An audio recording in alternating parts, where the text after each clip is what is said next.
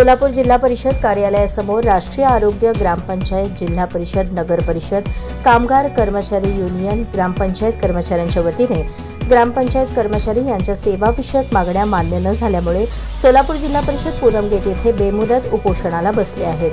Covid काळातील 23 महिन्यांचा प्रोत्साहन भत्ता प्रत्येकी 1000 रुपयांप्रमाणे दिला जात नाही, तसेच 19 महिन्यांच्या वेतनातील फरकाची भविष्य निर्वाह निधी रक्कम मिळावी, राहणीमान भत्ता दिला जात नाही, वेतनातील 75% 50% रक्कम दिली जात नाही, कर्मचाऱ्यांच्या खात्यामध्ये रक्कम देणे, तरी सर्व मागण्यांची मान्यता न केल्यामुळे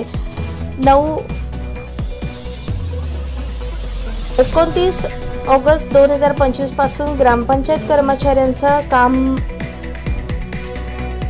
तरी दिनांक 1 सप्टेंबर 2025 पासून ग्रामपंचायत कर्मचाऱ्यांचे काम बंद बेमुदत उपोषण सुरू आहे। आंदोलनावेळी बालाजी पवार जिल्हा सचिव, जनार्दन करपे जिल्हा खजिनदार, तसेच गुरुबा भोसले, संतोष दोरकर, जीवन गुंडे, अमोल बोराडे, तालुकाध्यक्ष नवनाथ कांबळे, अतुल बनगर, जीवन गुंडे आणि ग्रामपंचायत कर्मचारी मोठ्या संख्येने आमच्या ग्रामपंचायत कर्मचाऱ्याचे मागणी पूर्ण होत नसल्यामुळे आम्ही आज संपूर्ण उत्तर तालुक्यामध्ये आम्ही आज काम बंद करत आहेत।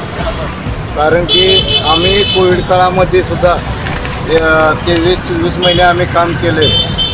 काम करूनही आम्हाला शासनाच्या दरबारात 14युक्त 15युक्तमधून जे काय निधीतून आम्हाला पैसे द्या म्हणून सांगितले होते, प्रति 1000 रुपये महिना प्रोत्साहन भत्ता द्या म्हणून सांगितले होते, ते अद्यापर्यंत आम्हाला कोविड काळ होऊनही 7-8 वर्ष होऊन सुद्धा आले, तरी बी आम्हाला हे पैसे मिळत नसल्यामुळे आज आम्ही पूनम गेट येथे उत्तर सोलापूर इथून आम्ही सर्व कर्मचाऱ्यांनी काम बंद करायचा निर्धार घेऊन आम्ही बसलेलो आहेत। आणि तसेच आमच्या कर्मचाऱ्याचं राहणीमान भत्ता, भविष्य निर्वाह निधी, 19 महिन्याचं जे फरक आलं पेमेंटचा, त्याच्यामधून बी भविष्य निर्वाह निधी कपात केली गेली, पण त्या ग्रामपंचायतीकडून जो हिस्सा राहिलेला आहे तो अजूनपर्यंत आमच्या कर्मचाऱ्याच्या खात्यावर भरला जात नाही।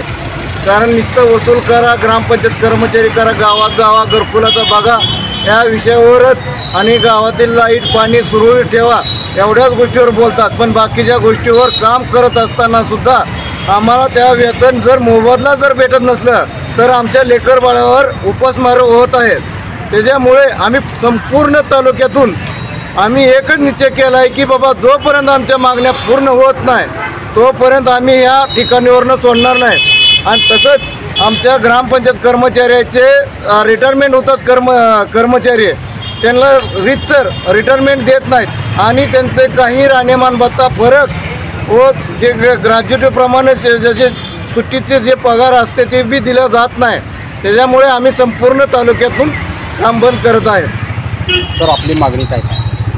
सर, आम्ही प्रथमतः आमची मागणी आहे की ग्रामपंचायतचे कोविड काळात जे आम्ही मरणाच्या घरात जाऊनही आम्ही काम केलं आहे, पण त्या कामामध्ये जर आम्हाला जर कोविड प्रोत्साहन भत्ता जर भेटत नसेल तर मग आम्ही अक्षरशः घराच्या बाहेर पडायला लोक भेट होते।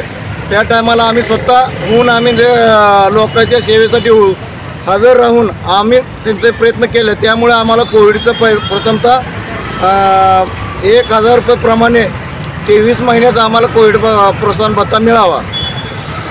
तसेच राहिलेला राहणीमान भत्ता व भविष्य निर्वाह निधी ही जी कपात केलेली आहे ती आम्हाला देण्यात यावी।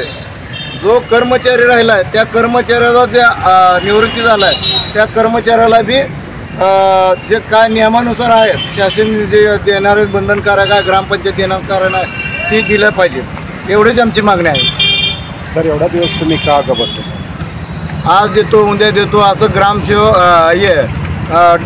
शिवसाहेबांनी 2 वेळा पत्र काढलं आहे आणि त्याच्यानंतर गट विकास अधिकाऱ्यांनी काढले, पण ग्रामसेवक लोक टाळाटाळ करून याच्यावर कुठलंही टोलाटोलीचं उत्तर देऊन निघून जातात।